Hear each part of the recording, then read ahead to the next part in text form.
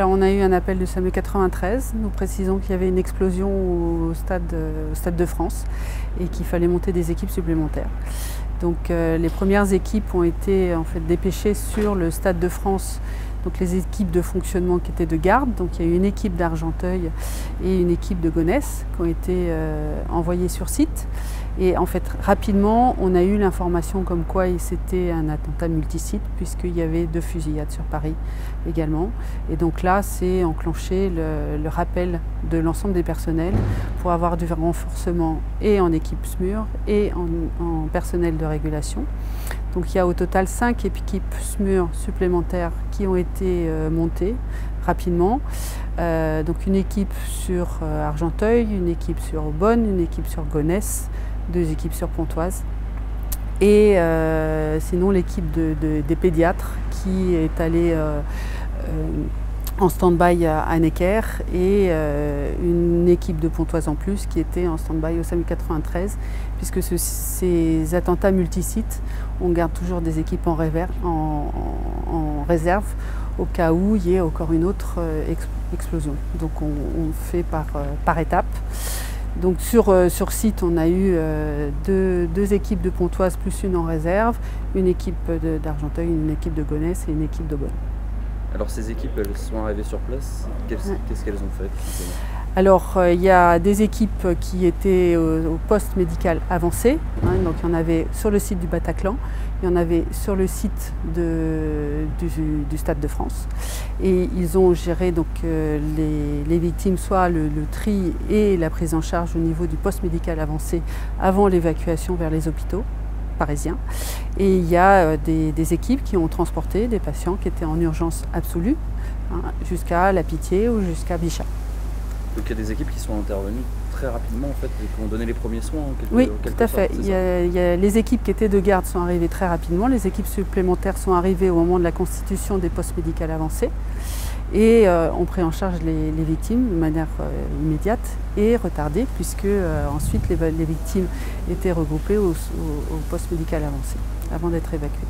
Ça représente combien de personnes au total, ces différentes équipes qui viennent du... C'est 5 équipes de 3 à 5 personnes. Au total, avec en plus un renforcement bien sûr en régulation médicale, avec des assistants de régulation médicale, il y en a 3 qui sont venus en plus 3 médecins qui sont venus en renfort, et pour assurer l'activité de régulation, mais également pour aider à la mise en place du plan blanc au niveau de l'hôpital, puisque le plan blanc a été déclenché aux alentours de 23h, 23h30, et ça nécessite aussi du renforcement. Ces équipes qui étaient là-bas sur place, elles sont restées toute la nuit, elles ont agi jusqu'à très tard, j'imagine. Oui, ils sont rentrés aux alentours de 4h30 du matin. Et est-ce que vous étiez sur place et sinon, qu'est-ce qu'elles vous ont dit? Comment on gère un peu ces situations qui sont exceptionnelles? Alors, ces situations sont exceptionnelles. On est préparé par des exercices réguliers. D'ailleurs, le matin même, il y avait un exercice sur table, sur attentat multisite. Donc, nous sommes régulièrement préparés à ces exercices. Les personnels sont entraînés et savent exactement comment réagir par rapport à ça. Après, c'est vrai qu'ils ont été confrontés à des images absolument terribles et en ce moment est en train de se dérouler un débriefing médico-psychologique avec la cellule d'urgence médico-psychologique, et l'ensemble des personnels qui étaient sur place sont en train de débriefer avec les psychologues et les psychiatres de façon à s'exprimer, évacuer le stress lié à ce type d'intervention qui est intense. Voilà, l'objectif c'est très rapidement après l'intervention de faire en sorte qu'il relâche un peu la pression, que ça sorte. Alors c'est ce qu'on a fait immédiatement à 4h30 du matin quand les équipes sont revenues. Les équipes ont discuté ensemble de façon à évacuer le stress immédiat. Mais ça ne suffit pas toujours, c'est déjà un point très important pour les équipes. Mais derrière ça, les professionnels de la prise en charge psychologique, qui sont donc la CUMP, ce qu'on appelle la CUMP, la cellule d'urgence médico-psychologique,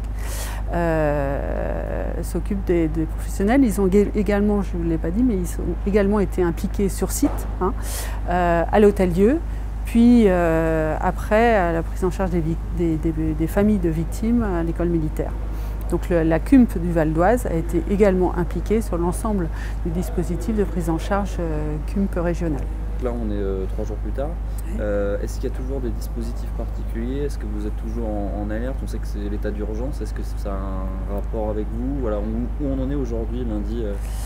Alors, bien sûr qu'on est en état d'alerte, évidemment. On n'a pas continué les équipes supplémentaires, simplement on est organisé de façon à pouvoir en monter rapidement. Le plan banc a été levé aux alentours de 4h45, 5h du matin, mais on est joignable tout le temps et on sait que ça peut revenir et qu'il faut qu'on soit immédiatement réactif pour remonter des équipes supplémentaires. Donc on est en alerte, oui, évidemment. Une dernière question, on entend par-ci par-là que pendant les événements, les gens qui habituellement appelaient pour des petits bobos se sont plutôt abstenus. Alors je ne sais pas si c'est vrai ou pas. Est-ce que vous avez constaté une libération en quelque sorte des lignes à ce moment-là? On a constaté un peu moins d'appels en régulation pour effectivement l'urgence non vitale, mais pas sur l'urgence vitale. Parfait, merci beaucoup. Je vous en prie. Merci.